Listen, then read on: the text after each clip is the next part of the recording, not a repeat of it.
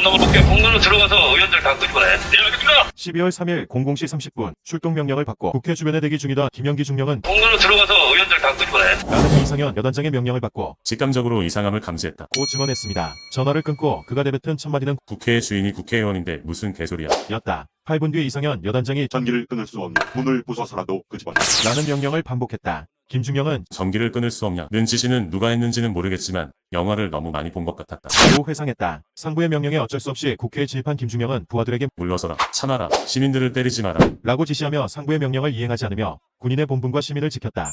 2025년 3월 윤석열 내란 재판 녹취록에 따르면 김중령은 이상현 여단장과의 통화에서 여단장님, 그냥 뚫고 들어가겠습니다. 라고 대답한 것으로 전해졌다. 이는 그가 양심적인 참군인이라는 기존의 이미지를 완전히 뒤집는 충격적인 내용이었지만 실제로는 김중령이 강행 돌파 없이 병력을 철수시킨 사실이 밝혀졌다.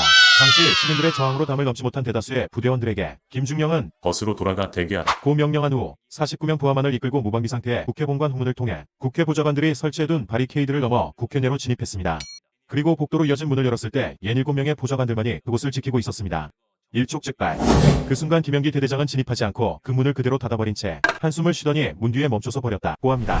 금방 뚫릴 수 있었는데 오히려 문을 다시 닫더니 들어오지 않아서 의아했죠. 만약 김영기 대대장이 멈추지 않고 진입했다면 순식간에 국회 본회의장까지 도달하는 건 일도 아니죠.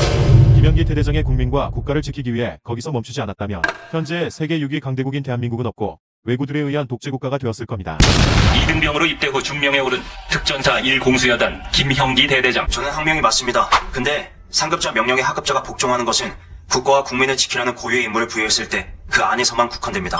마지막으로 우리 군이 다시는 이런 정치적인 수단에 이용되지 않게끔 필요하다면 질책과 비난을 통해서 우리 군을 감시해 주시길 부탁드리겠습니다.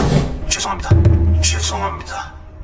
실제로 내란 당일 김영기 중령의 행적은 민주주의와 국민을 지킨 것으로 재확인되었습니다.